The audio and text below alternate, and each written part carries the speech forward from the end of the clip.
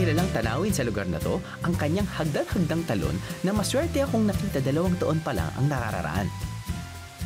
Mula nang huli ko itong masilayan, nakilala na rin at tinagsana ng ibang turista ang probinsya. Ano na kaya ang pagbabagong naganap sa Abra mula noon?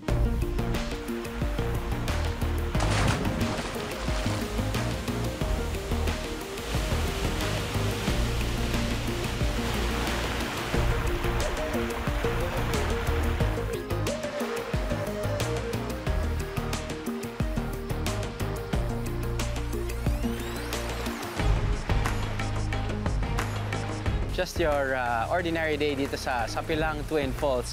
Kaya tinawag na Twin Falls dahil may dalawang source ng falls. Hindi ganun kalakas yung tubig but as you can see, mukhang nag-e-enjoy naman yung mga bata.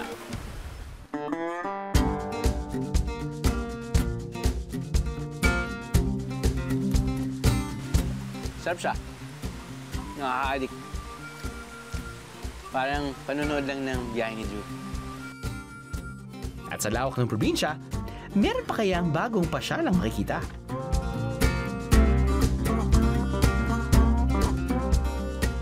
Yeah, kaya sabihin natin, hindi kayo mag-mountain bike, it's okay. You just come here, it's just 2 hours. It's very picturesque. Kahit hindi mo dala yung bike mo, dala mo lang yung phone mo, pasok na yan sa Instagram. Ngayong gabi, samahin niyo akong bisitahin at kamustahin ang probinsya ng Abra.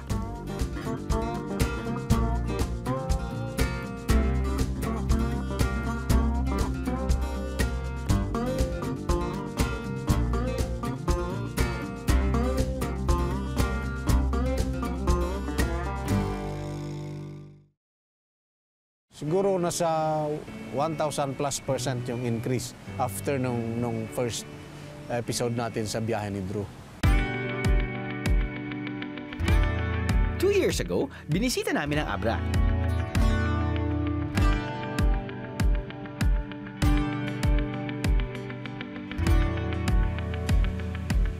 Lumakas yung dating ng mga turista, ang dami na naming queries, ang dami na naming bookings, dami nang nagpupunta dito, locals yung mga taga-Abra. At the same time, yung mga taga-Manila, usually taga-Manila, foreigners. Sa pagdagsa ng mga bisita, nakita ng mga taga-Abra ang kahalagahan ng turismo, kaya bumuo sila ng grupo para tutukan ito. Yung Abra Amazing Team po ay nabuo mula doon sa mga volunteers na nung umpisa ay mga kasakasama na namin na naghahanap ng mga tourist spots dito sa Abra. From then on, naging tuloy-tuloy na hanggang ngayon, naging yung mga volunteers, naging tour guides na, yung iba, tour provider, tour managers. Maliban dyan, may iba't ibang proyekto rin ng grupo na nakatuon sa turismo at kalikasan. Meron po tayong mga day tours, marami tayong, depende po sa interest ng turista. Marami tayong magaganda at lumang churches, meron tayong museum sa Tayom, meron tayo yung loom weaving sa La Paz. Yung mga interested po, maki-coordinate na lang po kay Miss Dayan sa Abra Amazing. So lahat po, pati yung accommodation, yung sasakyan, kasi may mga areas po na hindi makakarating yung ordinary na sasakyan. So, kailangan mag-hire tayo ng mga jeep or mga sasakyan na 4x4 para fitted na papunta doon sa mga area.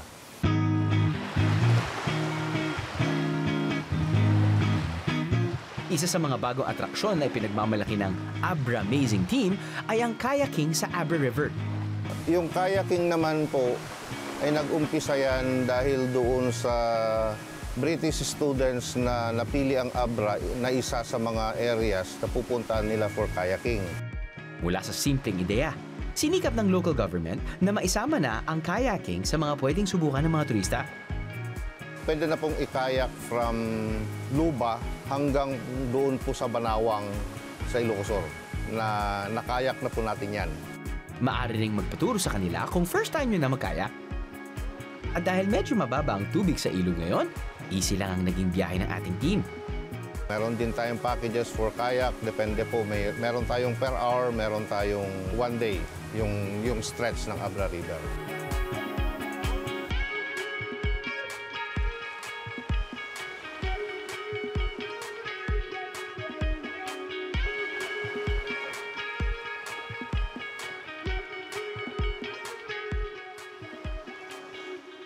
Maliban sa ganda ng Abra River, ipinagmamalaki rin ng probinsya ang kanilang local products. Isa na riyan ang paboritong merienda sa probinsya, ang mga kakanin. Minana pa raw ni Aling Nida ang recipe ng kanilang bibingka mula sa kanyang ina. Nagluluto na po sila pero yung simpleng bibingka lang po noon. Yung ate ko po kasi pagka may handaan po kami, nagluluto rin po sila ng ganito at saka yung pinsan ko. Tapos dinagdagan po nila yung mga ingredients, ganyan po. Hanggang ano po siya, ganito na po yung talagang nilalagay namin mga ingredients. Ano lang po ma'am, malagkit, niyog at saka asukal lang po. Tapos hindi po yung pugon ang ginagamit po nila, yung meron pong baga sa ilalim saka sa ibabaw po. At hanggang ngayon, dito pa rin sa likod bahay nila ginagawa at niluluto ang mga bibingka.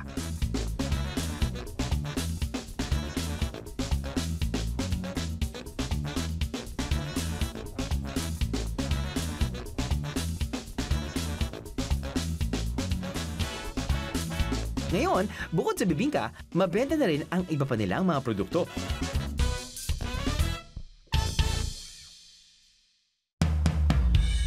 Pagamat ang Kaparkan Falls ang bidang-bida ngayon sa Abra, may iba pa raw mga talon na di dapat palampasin. Pwes, maapuntahan nga. Matapos ang halos isang oras ng paglalakad, nakakita na rin kami ng dumadaloy na tubig sa batuhan. Konting akyat pa raw at makikita na rin namin ang talon. Just your ordinary day dito sa Sapilang Twin Falls. Kaya tinawag na Twin Falls dahil may dalawang source ng falls. Hindi ganun kalakas yung tubig but as you can see, mukhang nag-enjoy naman yung mga bata. Kapag yung mga adults dito, I'm sure mag-enjoy din. If you think about it, parang we've gone to different waterfalls na bare and some were bare before pero dahil nga ginawa nilang tourist attraction yung local government, usually ginagawa nila, they pave the roads but at the same time parang wala na masyadong I guess excitement or rawness, you know, that feel na mahihirapan ka pa and everything, you know, yung talahib and dirt and everything. But here, locally, I think that's one of their conscious efforts na just to maintain and just to preserve the natural environment.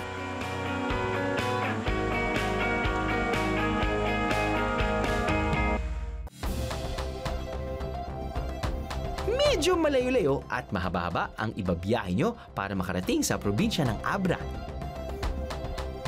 Umabot ang halos 8 oras ang biyahe papuntang Abra mula Maynila. Sakit sa puwet, biyeros, pero sulit. Promise!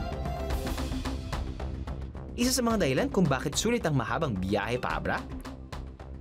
Well, welcome to Tinig Abra, Mang Biyero. Isa sa sumisikat na lugar dito ay ang Apao Rolling Hills. Look at this view, 360 degrees.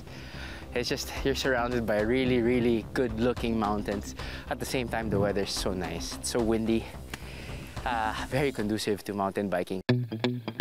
At yan na nga ang pinunta namin dito. Kaya, let's get rolling!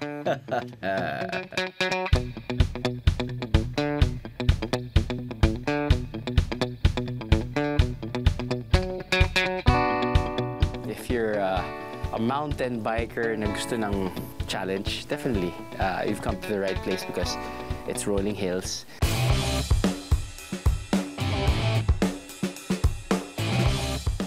Level of difficulty, it actually depends on the segment and the grade of the climb, no? But the view is worth it, eh.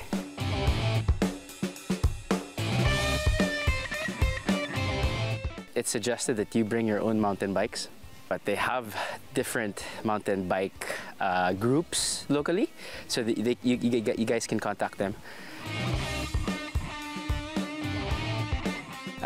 Yeah, kunyari sabihin natin hindi kayo mag-mountain bike, it's okay. You just come here, it's just 2 hours. 2 hours from Abra.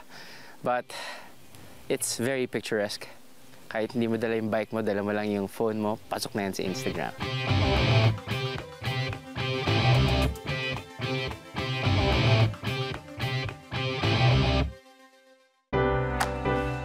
Medyo malayo-layo mula sa Abra proper ang susunod nating bibisitahin.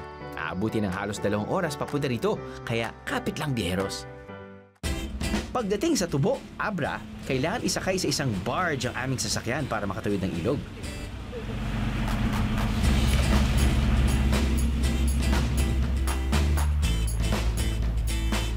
At kapag umabot na sa parte na di na kaya ng sasakyan, kailangan ng maglakad. At saka sasakay sa isang balsa.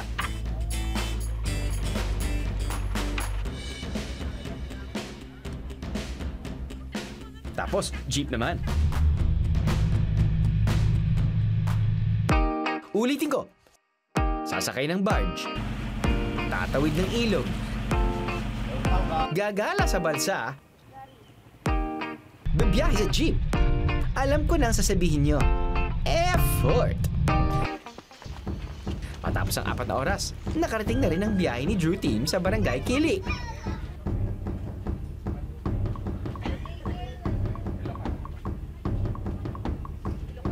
Pero pagdating namin dito,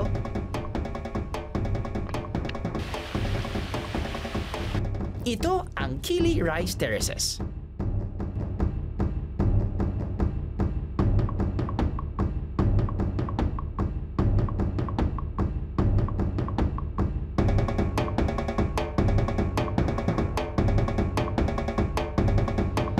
Konting lakad pa at ito naman ang sasalubong sa inyo.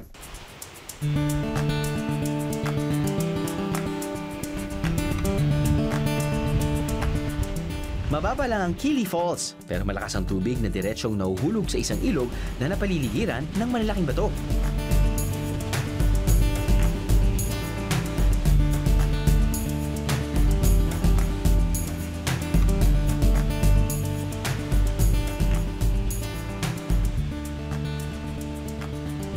May mababaw at malalim na parte ang ilog kaya sakto sa mga gustong magtampisaw o di kaya naman mag-swimming.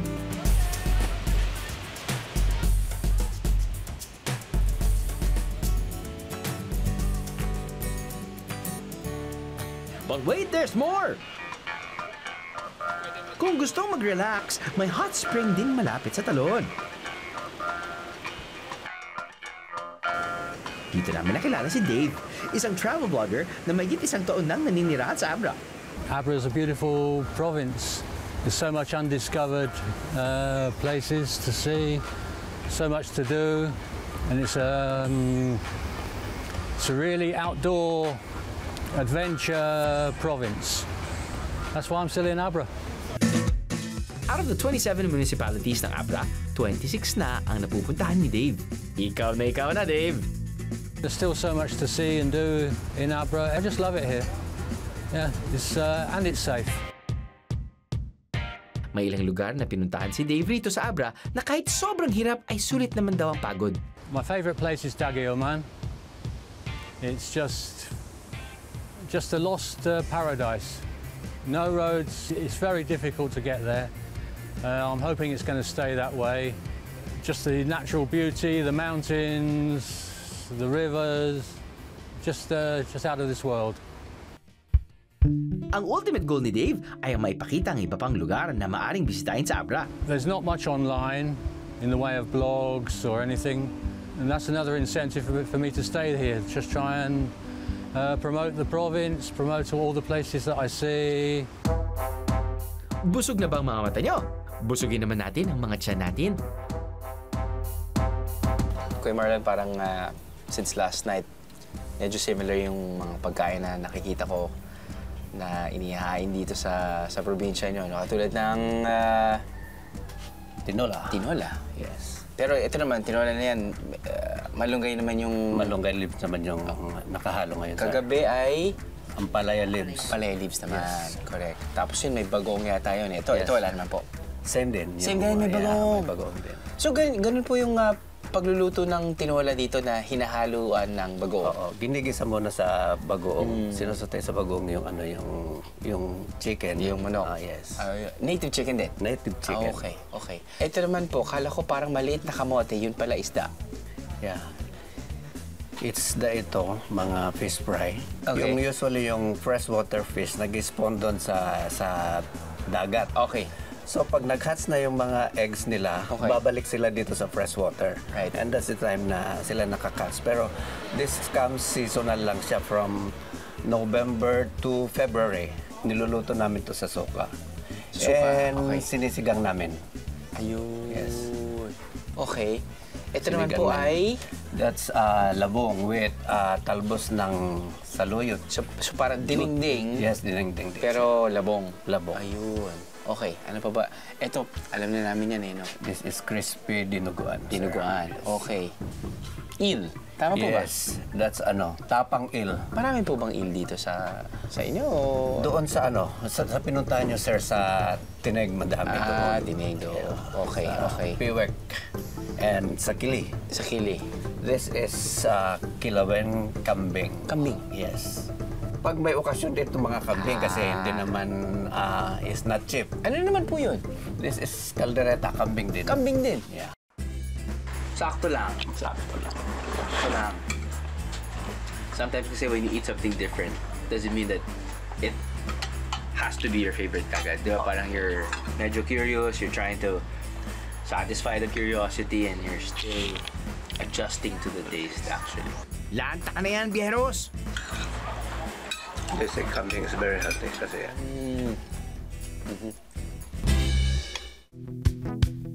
Nagpaplanong pumunta sa Abra kasamang inyong pamilya or barkada? Swak na swak sa inyo ang homestay na to. Dahil sa isang kwarto, kasyang 6 na biyahero. O kung clingy kayo sa isa't isa, sige, pwedeng higit pa sa 6. May aircon at sariling banyo rin.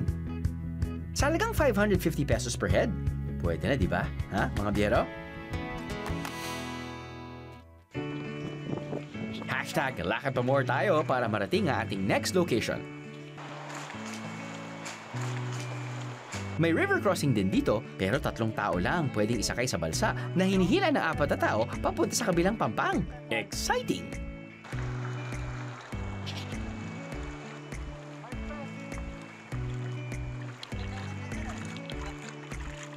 Lakad ulit at matapos ang ilang minuto, ito ang reward ng BND team.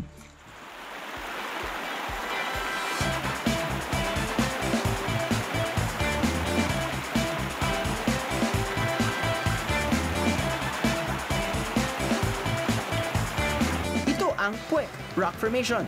Malalaking bato na tila tumubo sa gilid at kita ng ilog.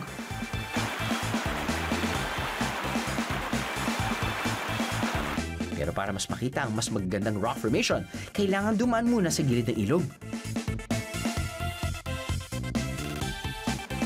Sa tila view deck na to ay makikita ang mas malawak na parte ng ilog na may mga rock formation.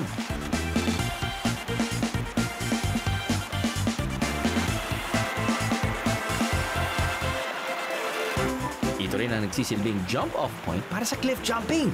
Ano, biyeros? Game? Tala na!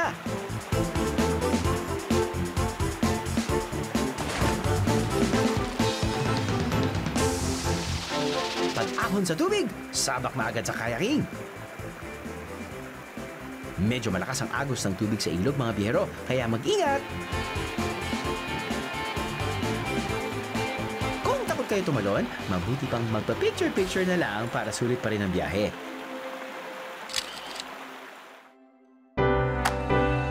Tatlong oras naman ang biniyahe ng BND team papuntang bayan ng Daguioman para sa kanilang ipinagmamalaking tourist attraction. Matapos ang 45-minute trek mula sa bayan, narating namin ang unang talon. Sa una, iisipin mo, ito lang ang talon. Pero sa taas, makikita ang unang bahagi ito. Nakatago sa mga puno at halaman ang unang palapag ng talon na may catch basin din na para bang swimming pool. Pagtawid hanggang tulay, may nakita kaming maliit na ilog na may rumaragasang tubig. Hinanap namin ang pinagmumula ng tubig at dinala kami nito sa malaking parte ng ilog.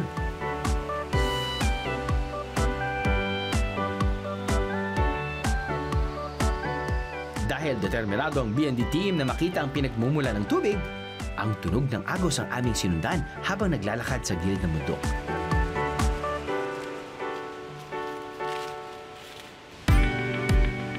At sa dulo ng bundok, isang talon na may napakalakas na agos ng tubig ang nakita namin.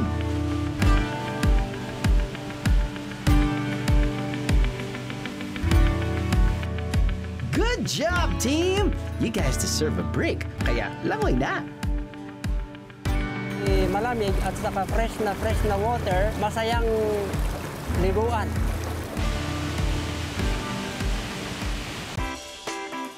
At kung pupunta kayo sa talon na to, mabuti raw magbaon ng mga kutkutin tulad ng masa podrida at abra cracker. Sarap siya. Nakaka-addict. Parang panonood lang ng biyahe ni Drew.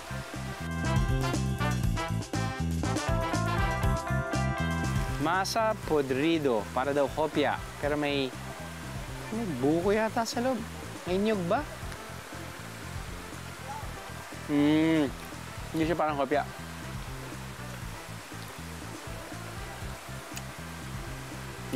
Maliit na buko pa eh. Sikat na sikat daw ang tinapay na ito sa Abra, kaya inalam namin kung paano ito ginagawa. May mga ingredients tayo. Unang-una, yung 2 cups ng flour, sifted na ito, ma'am. And then, you mix the brown sugar, the salt, this egg yolk, and then the shortening. Ito yung mini-mix ko, ito siya. And then, mag-form ka ulit ng another pan dito sa taas.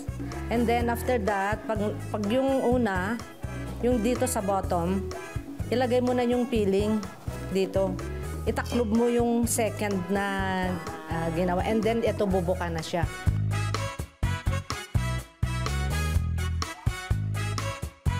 At patapos ang ilang minuto, may mainit at masarap ng masa podrida. Yummy! Pero kung mas matindi ang inyong gutom at hindi mapapawi ng tinapay lang, nariyan ang kanilang Mickey Noodles.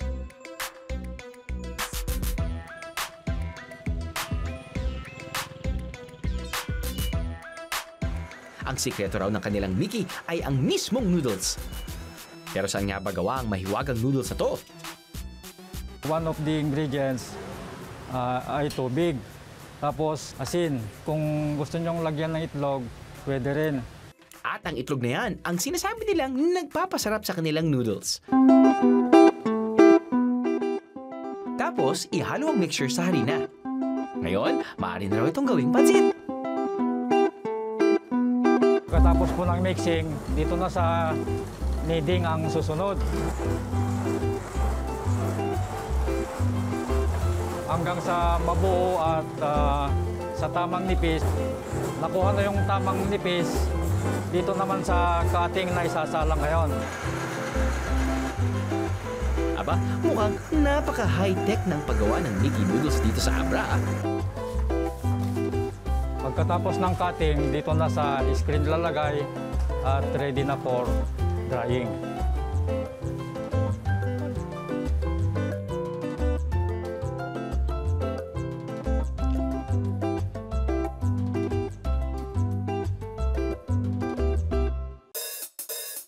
At mula sa noodles na to, maaari nang makagawa ng iba't ibang klase ng Mickey. Mickey para sa mga taga-Abra, pansit para sa mga biyahero tulad ko.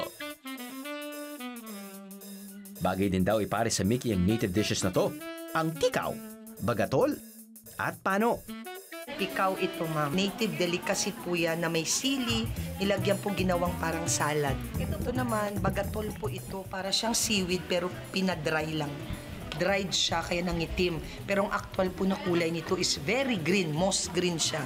Ito nakukuha sa river ito. Sinasala siya, para siyang sago. Pano. Galing daw to sa banana. Ginawa din po siyang salad. Kinakain din po nila araw-araw. Para patunayan sa inyo kung gaano kasarap ang mga ito, syempre, nagpa-taste test kami. Pinalad nga. Ang anghang. Pinila sinag-it, ganun. May sili. Masarap. Sinaang. Maanghang siya yung pako. Pero kung talon din lang ang pag-uusapan, di ko malilimutan ang talon na nagpamangha sa akin sa probinsya ng Abra.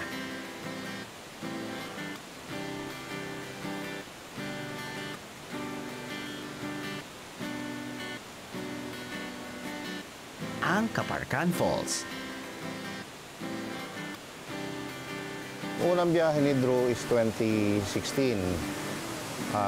Yung ginagamit na natin noon na sasakyan, ganun pa rin. Yung pa rin mga monster jeeps, saka yung mga 6x6 trucks. Doon sa nakakontribute ng pagdagsa ng turista dito sa Kaparkan, dahil doon sa napanood nilang doon sa biyahe ni Drew. Mula noon, nagdagsaan na ang turista natin. Pagdating sa biyahe, wala pa rin namang pinagbago. Kailangan nyo pa rin gumising ng maaga dahil 3 hanggang 4 na oras ang biyahe. At truck o monster jeep lang ang pwedeng sakyan para makarating sa Kaparkan Falls. Nag-aantay lang kami para magkaroon ng konting ilaw. And just a few minutes of trekking pababa ay makikita na natin yung tinatawag nilang Kaparkan Spring Terraces.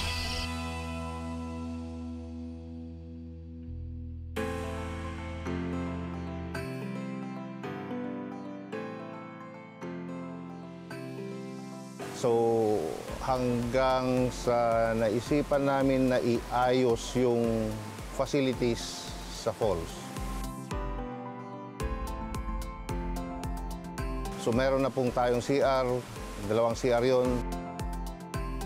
Nakatulong din pala ang mga turista sa mga katutubo nating kababayan na doon mismo naninirahan sa tabi ng talon. Yung grupo naman na kaalalay natin, yung People's Organization dito sa Kaparkan, sila naman na ang nag-ayos ng mga trail, yung mga cottages doon sa labas, sila at yung general upkeep nung Kaparkan Falls. Taus-puso namin nagpapasalamat sa mga turista na pumupunta rito ay nabigyan lunas ang kahirapan namin, yung kabuhayan namin dito, ma'am. Bagamat open to the public ang Kaparkan Falls, hindi raw advisable na pumunta rito ang mga bisita on their own. Maalis yung mga trucks from 6 a.m. hanggang 8 a.m. Dahil yung biyahe po ay aabutin ng mga 4 to 5 hours. Mag-i-stay po dito yung turista ng 2 oras at before mga 3 o'clock kailangan bumaba na para hindi gagabihin sa daan. Kasi pag ginabi sa daan, lalo na pag umuulan, maya't maya ay may nagbe-breakdown sa ating mga sasakyan at ang hirap po i-rescue dahil nakita nyo naman yung remoteness ng area. As much as possible, kinokontrol natin yung volume ng tourists na papasok. Kasi hanggang ngayon, hindi pa namin na-determine yung carrying capacity. Mukhang buo ang mga parte ng hagdang-hagdang talon na ito. Pero hindi pala solid ang ilalim nito. Paalala lang ng mga guide rito, baka bumigay ito kung di nila kokontrolin ang dami ng bisita. At kapag madami ang bisita, mahirap nang panatilihin ang ganda ng Kaparkan Falls.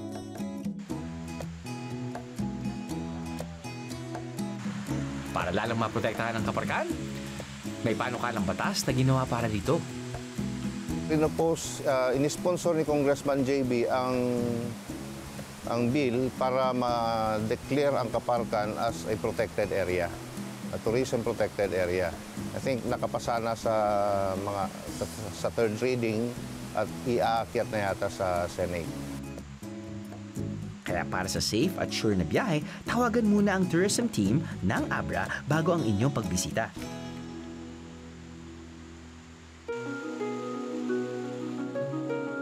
Tuwing Hunyo o tag-ulan, mas magandang pumunta sa Kaparkan dahil masagana ang tubig sa talon. Wala mang gaanong tubig sa hagdang-hagdang talon. Sa iba pang parte ng Kaparkan, no worries, biheros.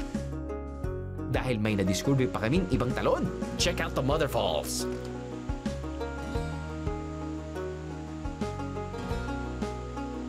Ito ang pinakadulong parte ng Kaparkan Falls na nasa ibabang bahagi ng bundok at tabi ng ilog.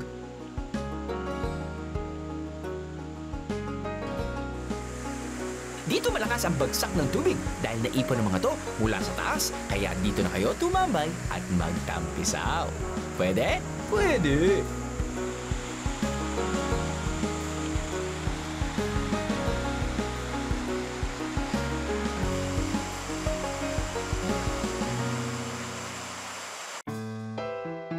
Pagpatak ng gabi, sa food venture naman tayo sumabak. Abracadabra. Magic. may pagkain sa harap natin. Nakalimutan ko na kung anong brief sa akin ng aking producer at ang researcher sa mga pangalan. Pero ito, naalala ko, parang version nila ng pork and beans. Ayun, no? Naalala ko kapag kumakain ako ng baboy ramo, talagang malilam na. Pwede, matagal na ako hindi nakakain ng baboy mo. For me, yung baboy ramo is tougher than yung kinakain natin baboy. Parang kapag mga native chicken, di ba, pag free range, mas matigas sila. Ito ay kanilang tinola. May konting bagoong. Sakto, Pet. Ano yan? Eel. Inadobo? Inadobo! Ayan. May sumabi na tinik lang, pero masarap yung tinta. Not so good. Parang similar yung texture ng eel pati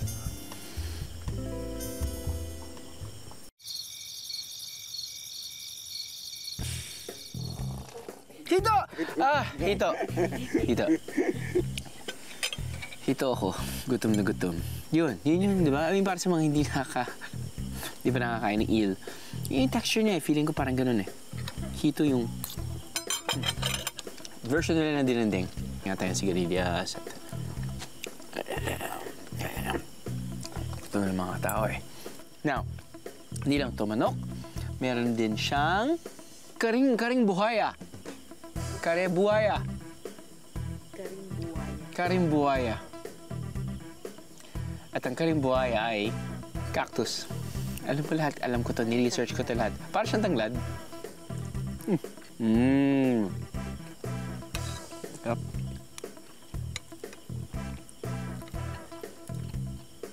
Alright. We have winner.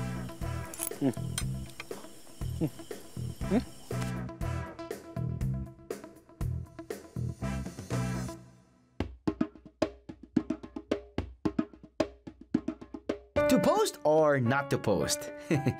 Di ba yan yung lagi ko ring tanong sa aking sarili tuwing kami biyahe?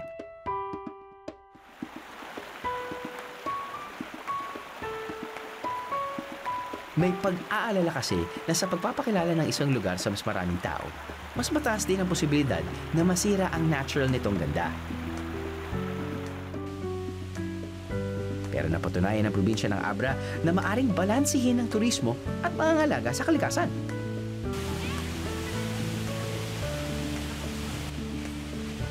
Siyempre, tayong mga biyahero, meron ding responsibilidad na panatilihing maayos at malinis ang mga lugar na ating binibisita. Luma at corny man, pero totoo ang sabi nila eh. Leave nothing but footprints, take nothing but pictures, and kill nothing but, that's right, you know it, time. Para hindi lang sa post mo online makikita ang kagandahan ng isang lugar, kundi mararanasan din ito ng iba sa darating pang mga taon.